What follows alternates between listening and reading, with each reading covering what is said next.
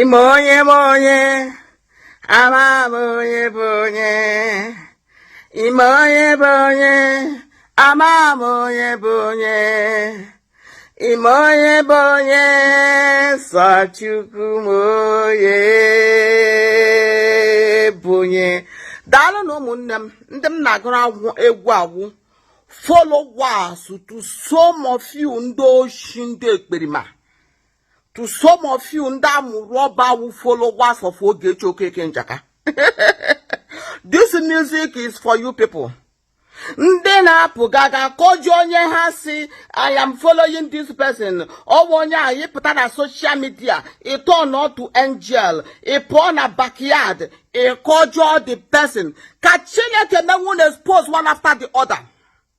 In the name of Jesus, amen.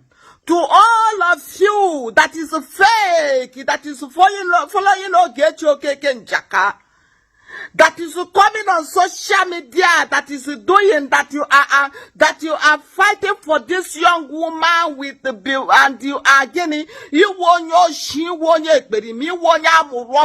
you are discussing ill about her, you are saying all sort of rubbish about her in the backyard, and you will come out on social media to pretend you are followers of Ogechi, but in a kojo Ogechi ka Chineke wonu rubiti ka Chineke wonu oku ka hara wonu niile ndị niile si na ha wu followers of Ogechi Okeke njaka ndị na-eso ya na awụghị n'eziokwu ndị nne chọrọ ka ọ nọrọ na prison ka Chineke punish ka Chineke wonu oku ndị niile chọrọ ka Ogechi ka ọ nọ na prison ya pụtakwula apụta ịpụta gị join onwe gị na iwu followers of Ogechi Okeke njaka onye menigwe ma unu expose onye menigwe kpu unu ọkụ ebe Ogechi Okeke njaka nọ ebe ahụ ka unu ga-anọ that place what that place na-adị na ihu ya na prison awụgibe mmadụ na that is na ihe awụ freedom is priceless ka Chineke menwu na expose one after the other all the ungodly people, all the ekperimasi, all the people that have joined and have followers of Ogechi, and their dream is again for Ogechi Okeke njaka to stay in the prison to rot. Only many gwe Chineke mwana emedi sekpere na mbawa de kuba. Oru ne buche mwoke Ogechi Okeke njaka no na prison where oto. Nando moni ne ki homa arebiaram. Iyo wala mchoro nando akamari nwetia. Mana ndo shinda mo roba nine no na social media when na feeling ha na fight Ogechi Okeke njaka when na fight feeling ha na fight mana n'ime obi ha wu ya pụtakwala ka Chineke gbuo n'ọkụ ka Chineke gbuo n'ọkụ ka Chineke gbuo n'ọkụ unu ga-aga na prison unu ga-ahụte prison dị prison ga-awụ portion unu ga-aga ọbụrụ 1 day 2 days unu ga test that prison in the name of Jesus, amen. I still remember my beautiful self is Memo from Belgium. I want to talk to this our sister Nona Bende Lise. Ela Hage, you called my name. I don't call people's name. In here, Patrana Good Evening Road, you can talk about it.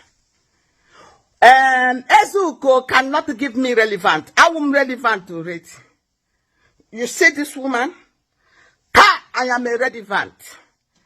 I will get Monday go social media. You can do anything. You see where husband and wife will be naked, running on the traffic. It's not me. Hello? It's not me. Ezugo wonyo sahionu. Do you understand me? Ezugo is not there when the trouble, when this here starts. When I made my video, I did not call Ezugo's name, my darling sister, that is in Bende Eliza. Ela Hagi. 191 on a Bende Eliza. I did not call your Ezugo's name. The Ezugo come to Eputabe Samoku. So, ono na traffic. I told them traffic. With traffic, without traffic, I am good. You may understand. With traffic, without traffic, I am good. Wezu goyaga chirogo diebosara. As long as I did not call her name, he can do his video to refer to people that they feel that did not love Ogechi Okeke Njaka. He can do his video to refer to people that think that they want Ogechi to rot in jail. But God knows everybody. To all of you that feel that you are fighting for Ogechi Okeke Njaka, God knows everybody, because there is a lot of people in your midst who want Ogechi to rot in hell and want to come out on social media to pretend as angel. How angel? I am not among you people. Hello, my sister. My sister not Lisa. I am not among you people, and I will never be. Mono nesod. Mono megi beri zimono megi beri zimono. Mbegudo Ogechi Okeke mukana wa Saga. Mbakoroge IVF and the rest of the rest. I am not among you people, and I will never be among you people. Ezugo is nobody. Ezugo is nobody. I am not doing my video for traffic, to come to traffic. You are making them relevant. Tell my friend that sit down relevant or one you lay. I speak the truth and nothing but the truth. Do you understand me?